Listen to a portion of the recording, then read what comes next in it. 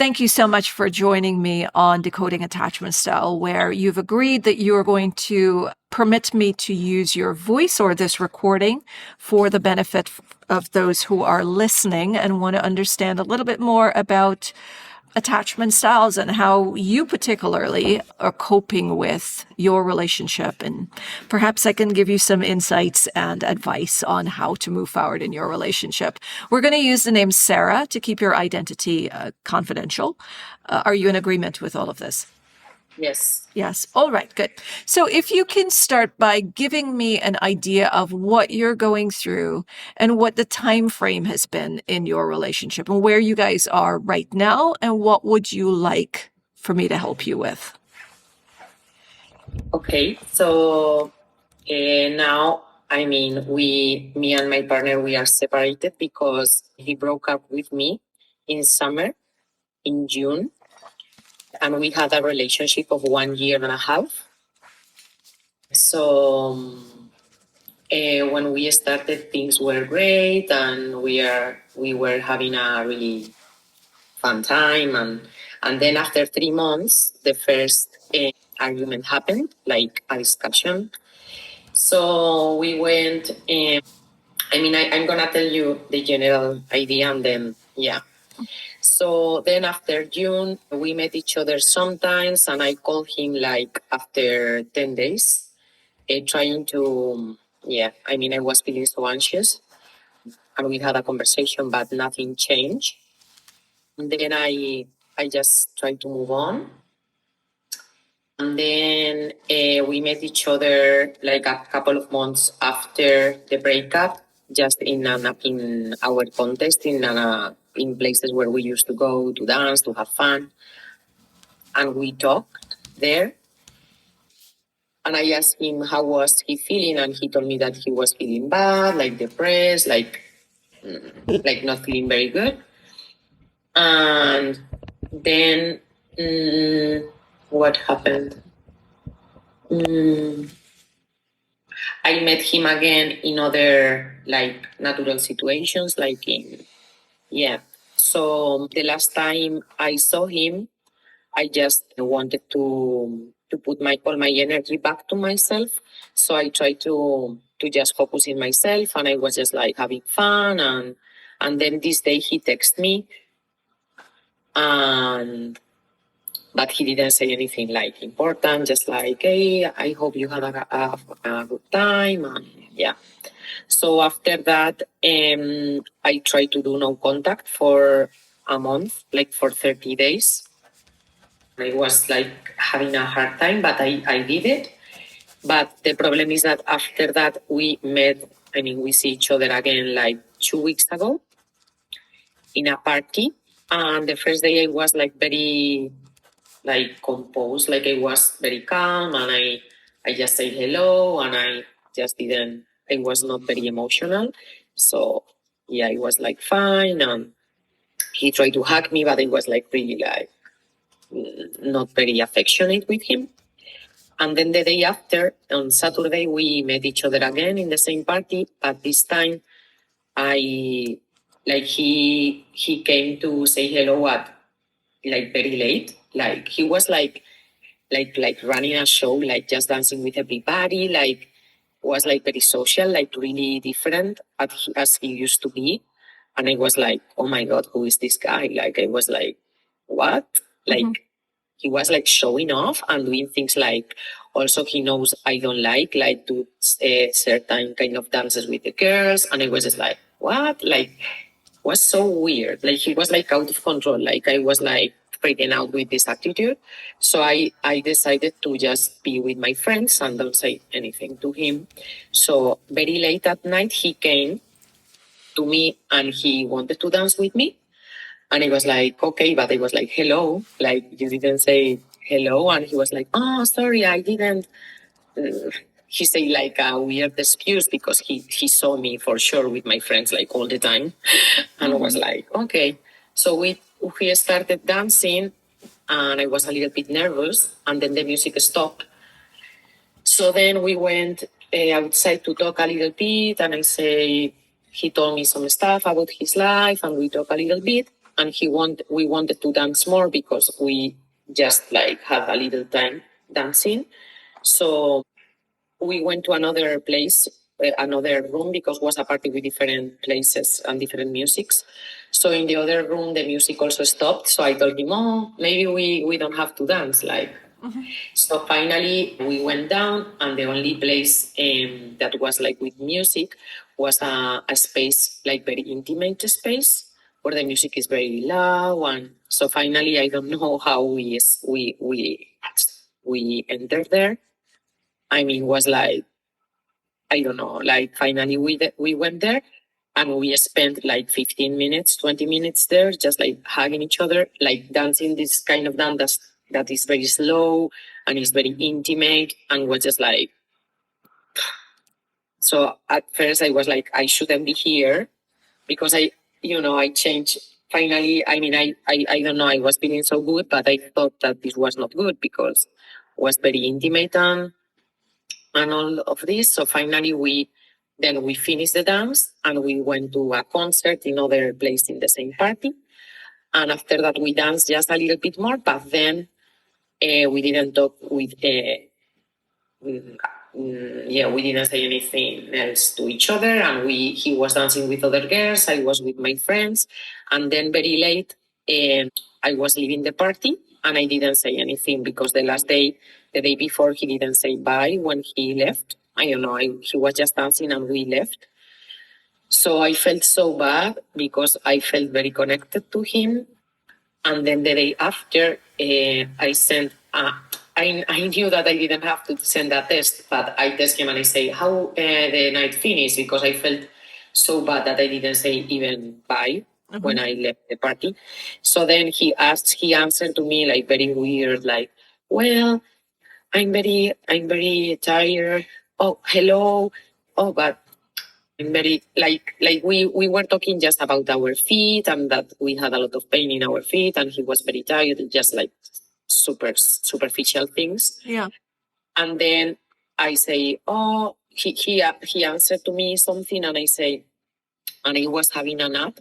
So after I say, oh, sorry, I was sleeping, and then At this point, did you want to get back together, or what was happening in your head? No. So at the beginning, I thought that I was like better than I was because the month of no contact was serving me a lot. But then when this happened and I saw him again, I was really like again like spiraling. I wanted to come back with him. I mean, I was just like doing the no contact, but just like trying to to move on. And when did this happen? The dance thing. What month was this? It happened like almost 3 weeks ago. 3 weeks ago. Okay. What happened next? Did you guys meet again? So what happened next is that I stopped again. I mean, I tried no contact again because I thought that he was like feeling super like, like this deep contact, and then, like feeling like, I don't know, like something. So after that, yeah. Like so hold on. nothing. Are you saying that you started doing the no contact again? I started the no contact because we met in another place where we used to dance, and there we talk a little bit, but yeah, I didn't dance with him. Okay, so you just wanted to continue not engaging with him. Yeah. Okay. Yeah. So you saw it as I was doing this no contact. I met him in a place that's familiar. We saw each other, hi, hello, and then I just want to continue getting on with the no contact. Okay, that makes sense. Now, what do you want to do now? What do you want? Yeah, go on. So last weekend we had a party where we used to go like always, like, and I was ready to. I was thinking about the boundaries I should put, or what should I do this time. So because I feel that he disappeared the other time, and he knew that we had a really deep connection. So it was like, oh my God, like this was so painful for me because I thought we are gonna say, to meet again, or he's gonna suggest something like or say, hey, how do you feel? Because this situation was really like, like really deep. So then last weekend I went to a party with my friends where I supposed to see him, but he didn't come. It's so weird that he didn't come. So I think he was avoiding, I mean, in my opinion, I think probably he was avoiding, I don't know, a rejection or something, or maybe he thinks I'm going to say something. I don't know. Did you guys make plans to meet there? No, not this time. We didn't plan to meet there, but it's a place where we love this dance that is once a month. So generally we go. I mean, so actually the last time I went, he didn't come, and the party that I saw him 3 weeks ago, he told me, oh, I couldn't go because I had a pain in my back, but it was for a reason, so I was expecting him to come this weekend. So is it possible that something else happened that kept him from going to the party this weekend? It's possible. I'm not sure because I don't know his life now. I don't know what is going on for him. Could be. All right. So it's possible that he's not avoiding you, and like the last time when he didn't go to the party, it could very well mean that something else came up. And the reason I'm pointing that out is because a lot of times with anxious attached, they tend to think that the reason their partner does something or an ex does something is directly linked to them and their behavior, right? Yeah, no, I know, but I'm not sure. No, yes. I just think that maybe because the thing is that when we met in the party, because he doesn't have a really big social, when he goes to dance, he just go alone and dance, and he knows that I have a very big circle now in this area. So he felt like, I feel that he felt like threatened, where like, so I know that in this place that is very small, it's not like a big party, he could feel this way because he knows I have a lot of friends. And normally when we went there, we were together. So now if he's not dancing, he's going to be alone. So that's why I think that, but maybe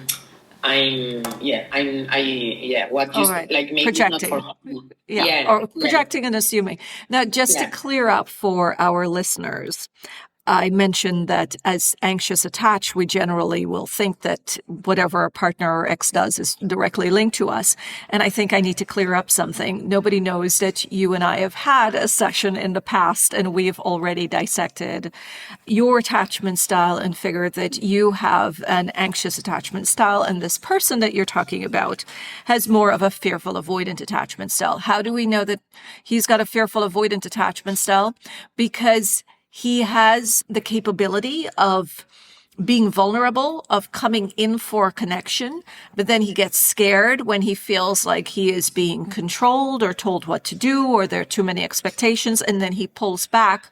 But then he can come forward again like he did at the dance. Now, let's just talk a little bit about what happened at the dance.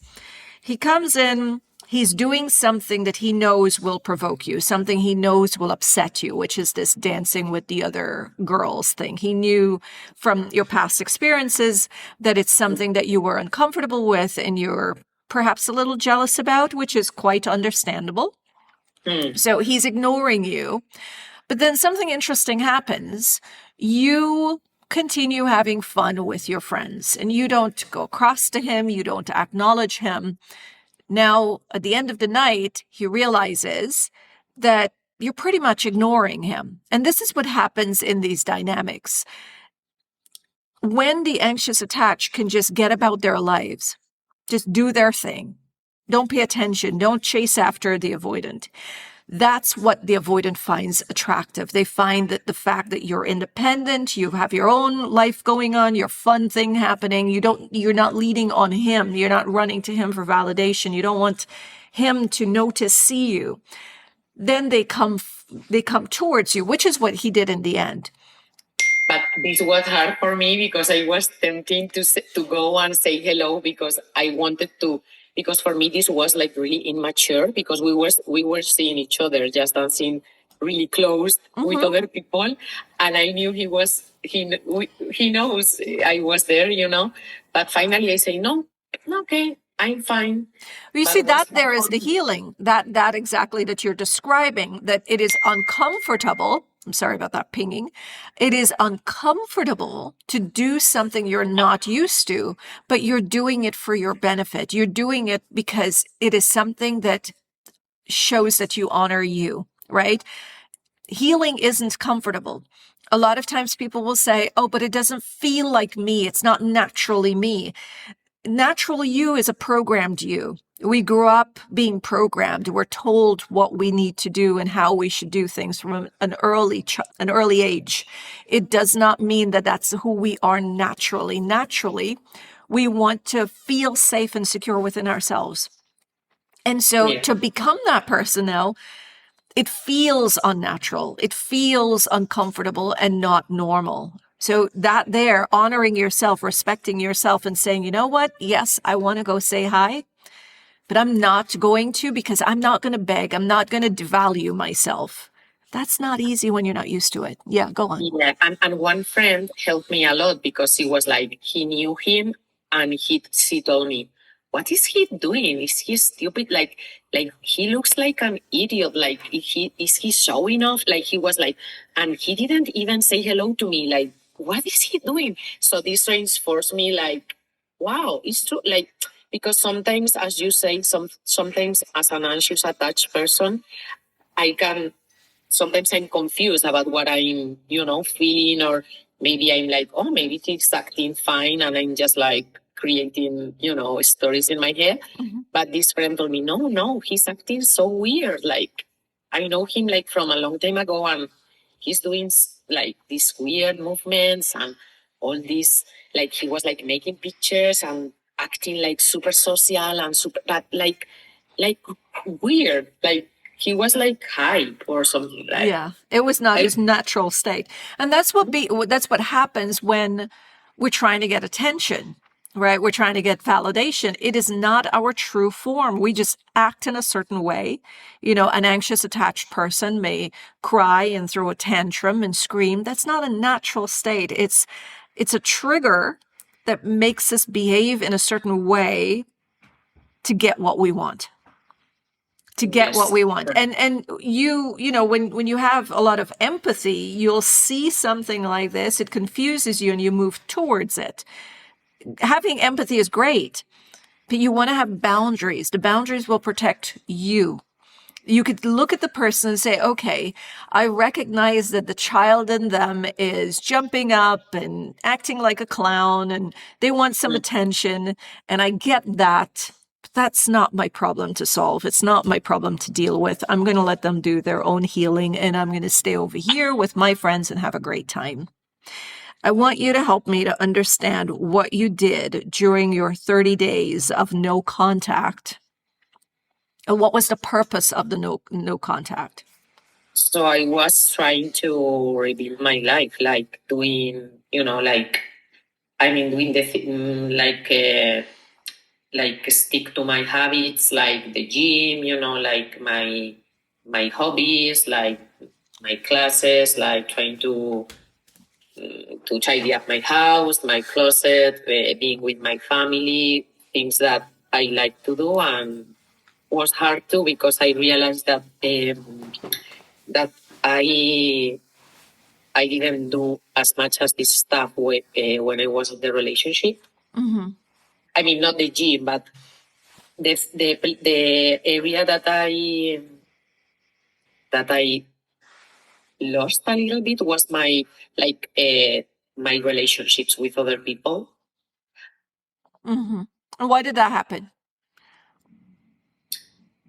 During the relationship. Mm-hmm. Why you going to assume that you had a full life of hanging out with your friends before the relationship? Why did that change and how did it change? So I don't see. So this is something that I'm thinking a lot lately because I'm not sure when it started happening. Like, was like an unconscious thing because I mean it's not that I never have plans with my friends or family, but a lot less. I mean I was like waiting for him. I mean I was like very like available. So it's not that I didn't have plans within the relationship, but I felt that I prioritized all the time the relationship, or I kept my schedule like more empty than usual. Maybe some people offer me plans or my family or whoever.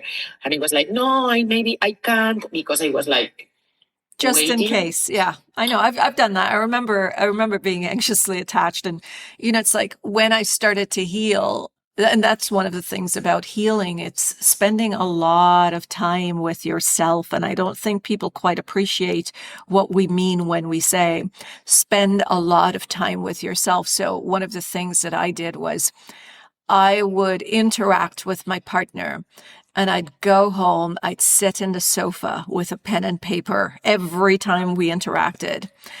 And I would write down all the things that I did during our interaction. Did I talk too much? Did I share too much? Why did I share too much? What was I hoping to get from him? Was it validation I was looking for? Was it confirmation? Was it support? What was I looking for that I could not give myself? And one of the things that also came up was realizing that I too used to do the same thing of saying to friends, if they wanted to hang out, I would say something like, yeah, that sounds really great, but can I get back to you? Can I see, and then I would wait to see if my partner was going to make plans to be with me and then confirm with that friend or not. And even if I confirm with the friend, I'd be constantly checking my phone to see if my partner reached out. It's Yes. like it was ridiculous. I would excuse myself from the dinner table because I'm not someone who would have the phone with me on the table, but I'd excuse myself, go to the bathroom, check my phone to see if he messaged. We don't realize that we're doing those things in the relationship mainly because we are so in need of them seeing us. And that's the validation, them seeing us. And I really felt that if I went with my friends or family members or whoever, I felt that I didn't enjoy. It's like I if I just could enjoy with him, you know what I mean? Like it's like maybe I force myself sometimes to do something with my friends, but I didn't really want to be there. I mean, I wanted to be there, but not fully. It's like, Yeah, it's like you felt like there's a half of you that's missing. Does that? yeah, it's Yes. like I was there, but it's like I was not really enjoying, and it's not because I don't like them or anything. It's because I don't know. It's like my first. I don't know. It's like something weird. Like I couldn't enjoy like if I was with him. Like It's kind of like, as you're talking about this, I'm thinking about a mother who just left her baby with nannies and she goes off to work and she's constantly wondering, how's the baby doing? Where is the baby? I miss my baby. I can't wait until I see my baby later on. That yeah, kind of maybe it feeling. was like a second choice or something, but I didn't really want to be there. Yeah. It was like a spending time, but just to come back to this person. You know what I mean? Like Yes. Just kill some time. I'm killing some time. I'm doing something that I'm supposed to do. yeah, I feel like I'm exactly. Killing supposed like to do. killing time. Yeah, yeah, yeah. Well, there's a way of solving that. Being present is not always an easy thing to do. It's not something that they teach us in school, right? Or we didn't grow up at home where people say, "Oh, just sit here and oh, thinking about it, my mom used to say, "Why don't you just sit there and be quiet with your thoughts and see what happens?" But yeah, and not a lot of us had that teaching in our childhood. It helps when we spend time with people we enjoy being with. And a lot of us are in relationships, friendships, relationships with our siblings, relationship with our parents, colleagues that we don't quite enjoy. We never really took our time to realize that the people we call friends may not really feel good being around. Some friends, and I'm using that word loosely now, make us feel like we've got to question ourselves, make us feel like we have to defend ourselves. Sometimes they ask us questions like, why are you still waiting for that person when they treated you badly? And now we feel like we have to defend ourselves and say, hey, I'm not stupid. I know how they treated me, but there are good sides to them. And the good sides to them is what I enjoyed. And I'm hoping that we could work things out because generally that person isn't a terrible person. So when we have friends that makes us feel unsupported, makes us feel like we have to defend who we are, it's not comfortable. It's not comfortable. But if you're hanging out with a sibling or your friends or a parent who makes you feel supported and you enjoy being with them, you laugh with them, you have a great time, it's easier to be present in those relationships. It's happiness that our body goes towards. So that is something that, and it shakes up a lot of people on the healing journey, because that's one of the things they have to do, examine all the other relationships. Because if you find that you're happiest going towards your partner, then it means that the other relationships aren't that happy for you. Yes, maybe. Yeah, could be. Yeah, true. And another, yeah, or maybe the friends are good, but maybe the plans are not as aligned with my interests. Maybe are very like repetitive or not very like, yeah, maybe it's not the people, maybe it's the plans or the activities that we share that are not exciting for me anymore, or, Exactly. Exactly. Because, you want to have relationships. Every part of your life should be enjoyable. And so when you're not with your partner and you're with your friends, it should be, just as equally enjoyable.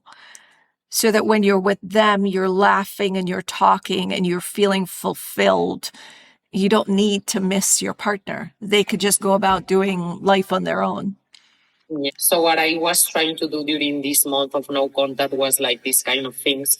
Also, I was like grieving a lot, like crying and just like feeling the space between me and my partner, because I thought that we were not we didn't have this time really like long time like separate, like without seeing each other or talking, or because these little meetings like happen like once in a while. So yeah, so I was like accepting the breakup, but I was not really accepting it. I mean, I was accepting it, but at the same time, I was waiting.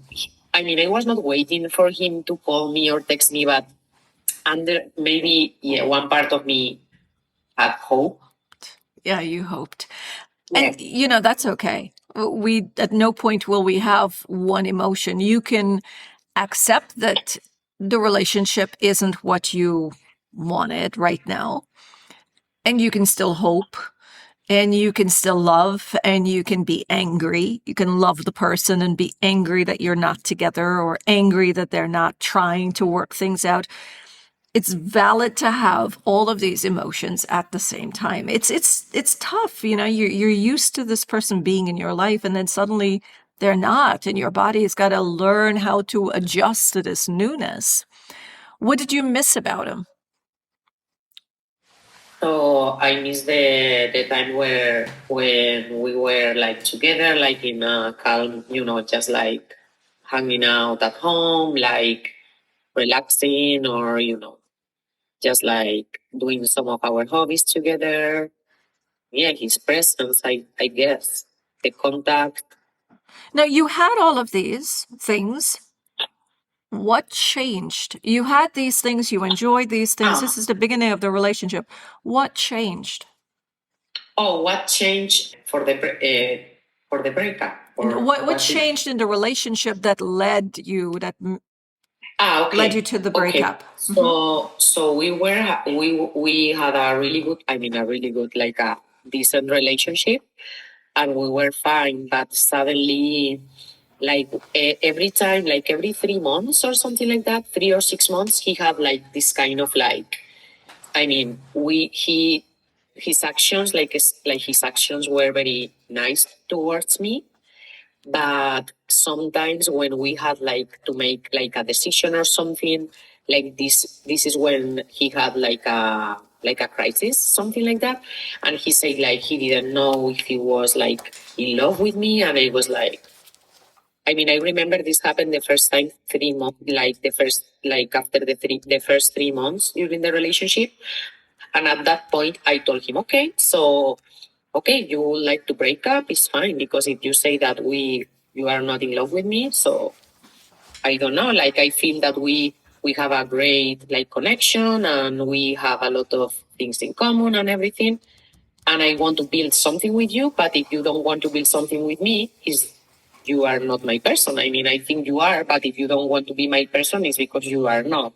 So he was like suddenly like, oh, like, no, I don't want to break up. Like, finally he didn't want to break up, but this thing was happen again like 3 months later. I mean, not the same, but at that point I was in love, but I was not really like, I mean, I was just having a good time and I really like him, but I was like able to say, okay, bye. Like, but after that, like when we talk about living together or something like more serious or whatever topic arrive to the like comes up, he says something. I mean, like he was not sure 100%. And because he told me one time something so weird that he didn't feel like his mind was hijacked all the day. Like he was not all the time thinking about me. And this was weird. Like this should be that he's not in love with me or something. Like he say these kind of things. Like one time I was like upset when we were dancing because we were dancing with other people and I started to not to flirt but to dance with a lot of people and finally we didn't connect, we didn't dance a lot together. So after that I told him that I was a little bit upset because I felt we were a little bit disconnected. So he was like, oh, so something is bad, maybe I'm not in love with you, because if I didn't realize I was disconnected, it's because this means something. Like he sometimes had this kind of, I don't know how to say it, like these ideas like about the relationship. That was, I thought that was these ideas were more like in his head, not because his actions were other, like did match with these words. Yeah, they're generally people that you want to pay more attention to actions and less to words. And both attachment styles, the anxious and the avoidant, tend to believe that intensity means love. Intensity, do more, say more, that's love. If it's not crazy chemistry, it's not love. And that's because they're not used to that calm. They never grew up with the calm, I love you, you're good enough, no matter what, I'm here kind of parent. It's the struggle, the fight, that you have to get me a present. You have to say, I love you. You have to, chase. I have to beg you to come and sit with me. That's love when I actually get the thing. So for example, an avoidant attached, it's, I have to chase you and convince you that I'm worthy of your love. And then when you sit with me, I feel, oh, good, I proved myself. But it's the chasing, right? So when he says, maybe I'm not in love with you, it can very well be that he started to feel safe. You're available. You're there. You're giving up your friends and just there for him whenever he's ready.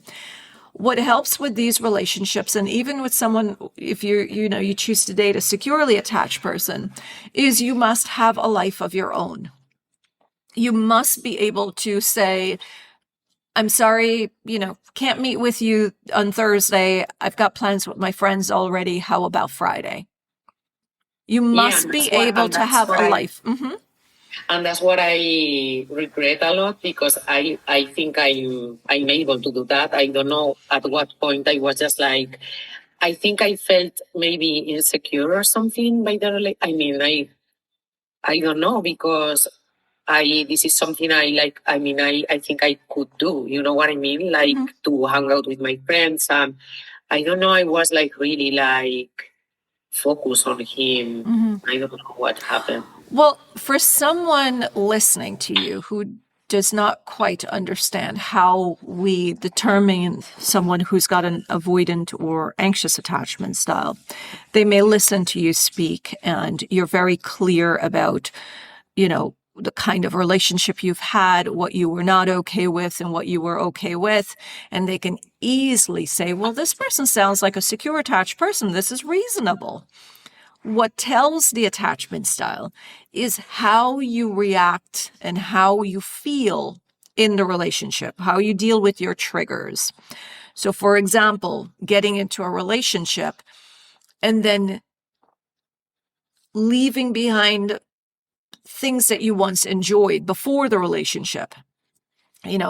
Leaving your friendships, neglecting, well, you did not do this, but neglecting things like gym and hobbies. Yeah, and but I did something with my work. I yeah, did some. work. Okay, yeah. Yeah. And waiting for the person in your life, the romantic partner, that tells your attachment style. A secure attached person will not do that. A secure attached person, and in a way resembles what the avoidant attached does, prioritizes all relationships. And a new person, that is someone we're getting to know. So you mentioned that you guys had known each other for 3 months. You were fine. You were fine when he said, well, maybe I'm not in love with you. And you said, well, if you're not in love with me, then you're not my person. I mean, I was not happy, but I was like, okay, it was, yeah, of course it's going to hurt, but it was, it happens. It happens, right? Yeah. And it's 3 months. Yeah. Now, 3 months is not a good enough time to know a person well enough to say, you're somebody I want to spend the rest of my life with. 3 months, we're having a great time. We're, not really seeing how this person reacts when they're upset, how they talk to their friends, how they talk to their family members, how they talk to the waiter. We're not seeing all of this with the person in the relationship. So we don't really know the person as well as we should to make a commitment. What causes the big turnaround for anxious or avoidant, and you noticed it with him, is the rejection. That's when the attachment style is, I'm going to use the word activated. So he says that he's probably not in love with you. You're like, oh, okay. Hurts, makes sense. And then you said, if you want to break up, we can do that. And that triggers his attachment style. So fearful avoidant, it's got an anxious bit and it's got an avoidant bit. When it's rejected, it slips into the anxious bit. And he reaches out, he's triggered, and he says, no, I don't want to break up. Yeah, he was like, I'm not sure. Yeah. If he came to you and say, I want to break up with you, your anxious bit would have been triggered, because the key words there, they were break up, not I'm not in love with you. I'm not in love with you is something we could work on. That's what the brain says. Oh, you don't love me? I could show you that I'm worthy of being loved, right? The brain is okay with that to some degree. Again, not to say that it's workable. It's workable. But when you say, I want to break up, oof, that's a cut off. That's a done for. And the body finds it really hard. That's the abandonment. That's the hard part. So he came in with that little bit. I'm not in love with you. Your mind says, sure, makes sense. Let's give this some time. Let's see where it goes. And then you said, do you want to break up? He says, not sure. So it was the trigger that created this back and forth. The problem is that this thing was in my mind later in the relationship, and one time I asked him again, how do you feel? I feel a little bit hurt about what you say this time, what's going on now for you. And one time he again said that he was not sure, and I was like, what? Because it's maybe just 8 months in the relationship, and I met his family, and we spent we were really involved in the relationship, almost 1 year. So I was like, so this is not okay. What are you saying? But on the other hand, he was showing up in the relationship he was fully into it. You know what I mean? So I was doing a work with my therapist, and she was saying that the translation is fear, Teresa. You need to be patient. You need to show to tell him your needs and wait and see if he's able to meet you there, but be patient, because this person, is full of fear. He's not a bad guy, because he was not treating me badly or something. He was really good in his actions, but the words were hurtful for me. Yes. And you get to stop that. You get to say, if you're not in love with me, keep that to yourself.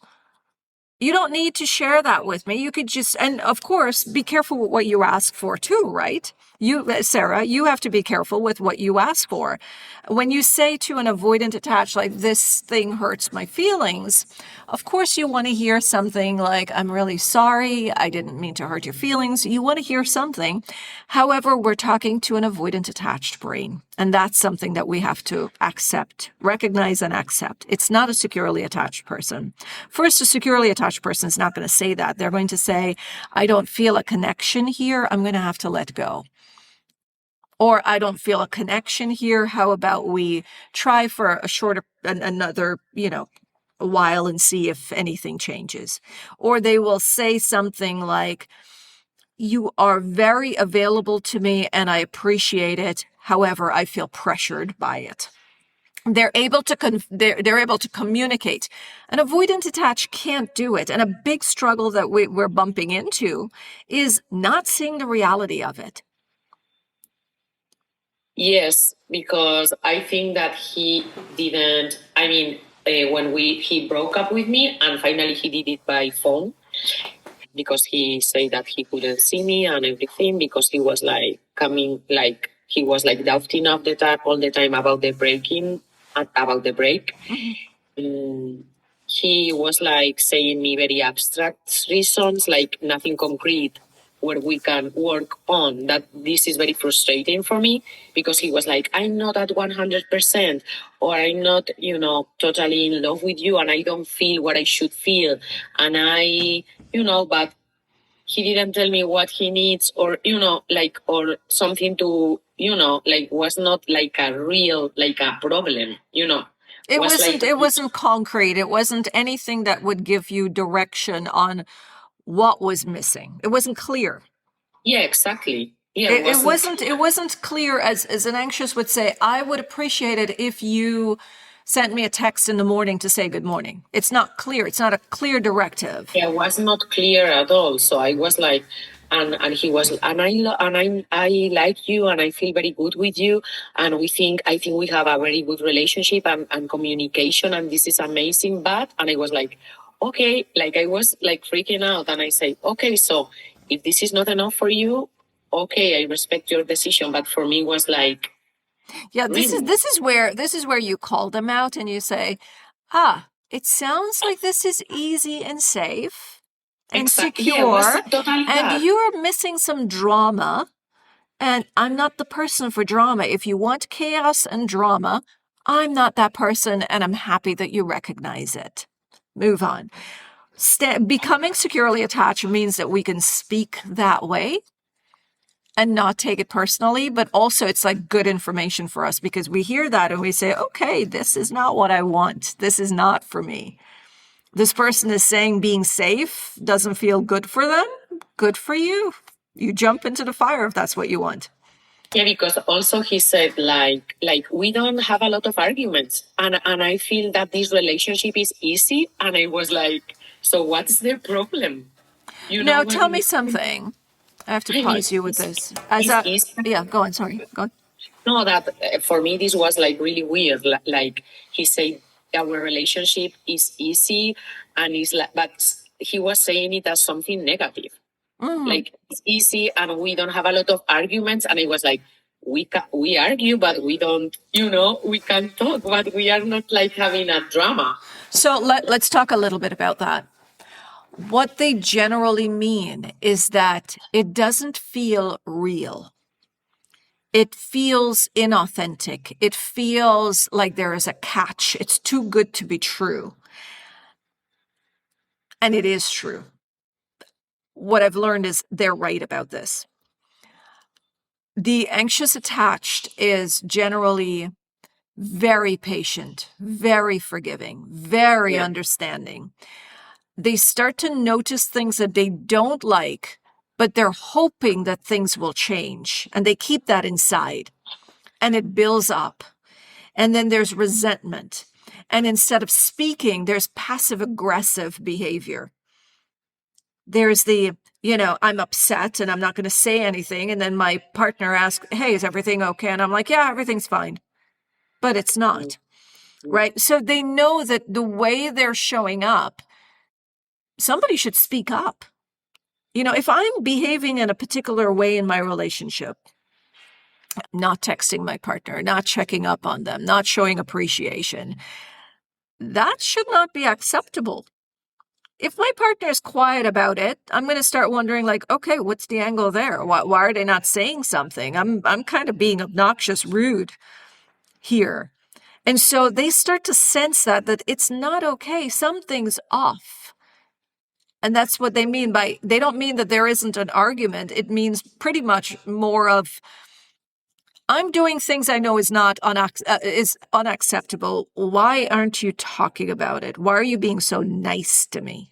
What's the angle? Yeah. I think in our relationship, this could be because he said that he was not motivated to live together, and it's something that I wanted. But finally, I really thought, okay, I can try to, because we met like 3 or 4 times a week.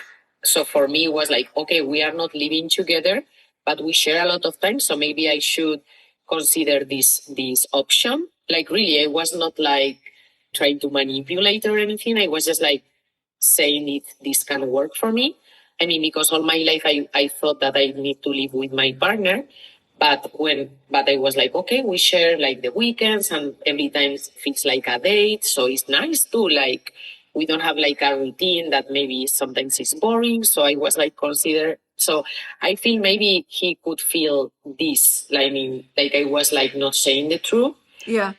I really wanted to live with him. That finally I wanted, but I was really considering like having the consideration to have another option, like other, like don't not live together. Yes, I mean, yes, and that's what they as human beings, we know something's off. We may not know exactly what it is, but we know when something is off, and it's important that we speak our whole truth, not just half of it. Instead of saying something like, yes, I want to do that. Your partner comes to you, can we do this? Yes, I want to do it. You want to be able to tell your truth. It might be, that sounds wonderful. Let me see what my schedule looks like. That sounds wonderful. I'm not sure if I could do it for an entire day. That sounds wonderful. How about we consider this alternative as well? We want to give our truth, our whole truth. So they know that, yes, we're in it, but we also have thoughts of our own, opinions of our own in the matter. It's not just them saying, do this, and we're like, sure, let's do it. Because they want to know. It's like, it doesn't, it makes them feel as though we're saying whatever they want to hear, so that we could eventually just grab them and put them in a cage and say, oof, I got you now. You're not going to go anywhere now because I locked you in. That's their biggest fear, right? That they're going to lose their independence. What does that mean? We're going to control them. Yeah. So what do you want to do now? So I would love that I'm trying to work on myself. I mean, I listened one of your last podcast and really helped me. One that you say like you like focus on yourself and do the work. I don't remember the episode, but I think was one you were talking about. Like moving on and just like focus. Like you were talking about getting your ex back. Oh, yes. It's not a game. It is focusing on you, and then naturally that person is attracted to you because your focus is on you, and you're not doing it as a game. You're really focused on you and your growth and doing what's best for you, because as a human being, you need to. You need to be self-sufficient. You could learn a lot from the avoidant attached person. What happened? I mean, there's so many cases I see where the anxious comes up and says, well, I've invested 30 years and I have nothing. And they invested everything in their career and everything else. And here I am with nothing. And I got to start over at the age of 50 and 60. Well, that's nobody's fault. We're responsible for ourselves. We have to, yes, it's nice to have connections, but not be dependent on them. And people will say to me like, so why am I in a relationship? because you want that person in your life. The same reason we have friendships. We're not with friends so they could take care of us when we're older. We're with them to enjoy another human being. So the problem for me now is that I feel I'm doing my work, and I know what didn't work in the relationship, like on my side, like the things that I did, in a not in a good way for myself in the first place, and then for the relationship. But now, I wish he's realizing this in his side, but I don't know what is he doing with his time now because I'm not in contact with him. And it's like 3 weeks.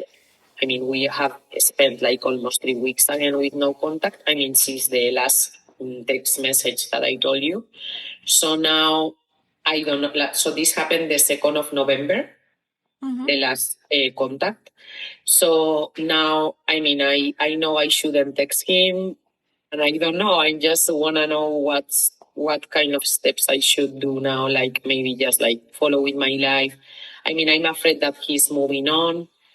I don't think so because I feel when I saw him, I saw him. He's weird, like he's disconnected. Then I saw some pictures of him, and his face is not like. Yeah. I don't think he's doing great, but I don't know. Like I don't know if I like I want him. I would love to to have the relationship back and try to have a healthy one, because I think it's not. Was nothing like super like horrible. Some little patterns like obviously are not helping, and maybe in my attitude was not attractive because I was very available and all this stuff. Some stuff between feminine and negative energies also. Yeah, great. Yeah, but I don't think it was something like super off, like because This was really a fear-based relationship. So what I would suggest you do is, again, like you heard in the last podcast, focus on you. You cannot be open to having a relationship with someone when you haven't had a relationship with yourself. So I would suggest focus on you, work on your priority list. Have 4 structures to your priority list. The top tier is going to be the most important thing in your life. Below that, you're going to have whether your second most important thing. So for some people, it would be, you should be your number 1 priority. Your health, your happiness, your peace of mind should be the number 1 priority. Below that, you choose what you want to have there. If it's, family, friends, career, whatever it is, whatever is your number 2 priority. And then your number 3 priority, whatever that is, if it's your friends, your career, choose. The structure, like I said, for some people, number 2 priority would be their children. My number 2 priority, it's my work, it's my purpose. This isn't just, the income I get. It's information that I give to others to help them. And it's helped. So for me, it's a purposeful life, which is my number 2. And my number 3 is the very most important people in my life. And they're just very few.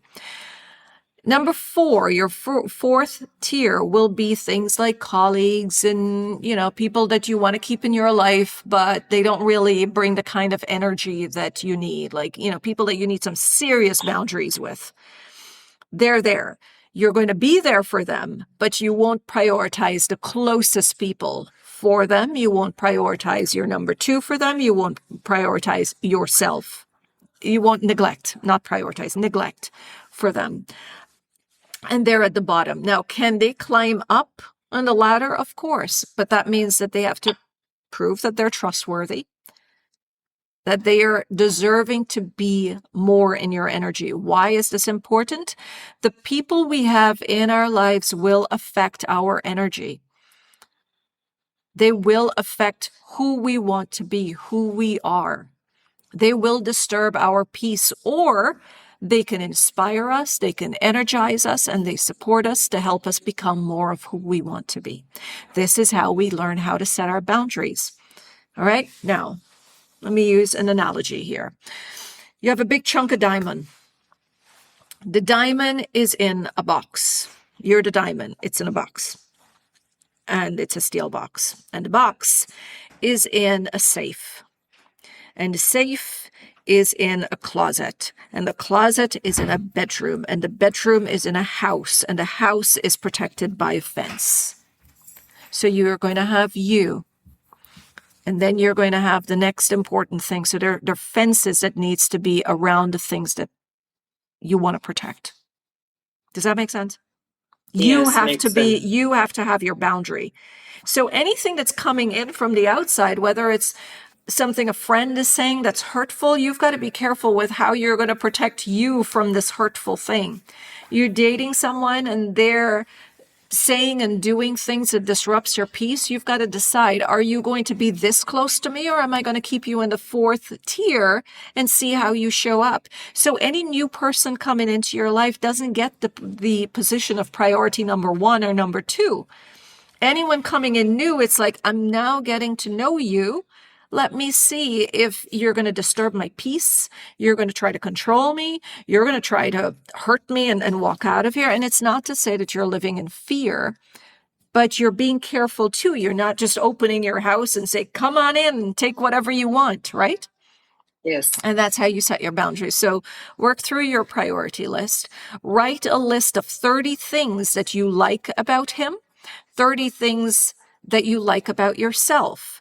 If you're struggling with finding the 30 things that you like about yourself, it means that you haven't really taken the time to get to know you. So you find them. And when you find things that you don't like about yourself, you either fall in love with those things or work to change them. Because you So are in 30 control. things, 30 things that I like about him and about myself, and then things that I don't like. Things that you don't like about you, and you either fall in love with those things, accept them and fall in love with them, or you start working on changing them to what you want them to be. Then you write the things that you don't like about him. And those things, know that it is his job to heal, not your job to fix. And then you ask yourself, are these things acceptable? Can I just focus on what I like about him and let him deal with what I don't like about him? But I'm going to put up a boundary. Every time he brings that towards me, I'm going to say, nope, I don't deal with that. That is not my problem. And just focus on what you're grateful for that you do have with him. That's your homework. Start there. What about so I shouldn't be worried about if he's reaching out or not. I mean, because I don't know. I'm a little bit worried about, maybe he's not coming back anymore. If he doesn't come back, and if you feel like the only way he's going to come back is if you keep reaching out and talking him into it and pulling him and going about all of these different strategies to get him, do you want to do that for the rest of your life? No. Good. So what happens when we stay away? When a woman wants to date a man and a woman is staying away, it gives the avoidant attached man an opportunity to push through his fears and come towards you. And in him pushing through his fears, building up the courage to come to you, that's healing work for him, because being vulnerable is something he needs to heal. So you're helping him without helping him to do something that would benefit him and you and the relationship. So you want to just stand back and say, you know what? Sure, if he has to come to me, let him go through that fear, work through that fear and come towards me, because I don't want to deal with this for the rest of my life. And if this man is showing me that he doesn't have the strength to do that work, it is better for me, because I love me so much. It's better for me that I know now than I have to spend the rest of my life. And I've seen a lot of people spend lifetimes chasing, and then they get exhausted in their 60, and then they're just tired and they're just waiting for life to end. And that's no way of living. Because when he broke up, after, he say, one of his friends talk to me, because they don't have a lot of, he's more friend of mine, that he has more vulnerability with me, because with him he's not he's not sharing a lot. Mm-hmm. So she said that he said like, oh, like once again, like I have like something like the relationship failed. Like like he was like, like, oh. Yeah.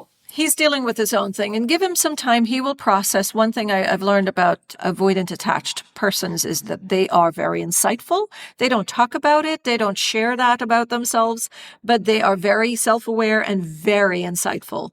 Not because they don't talk means they're not. Anyhow, with this, I have to end our session.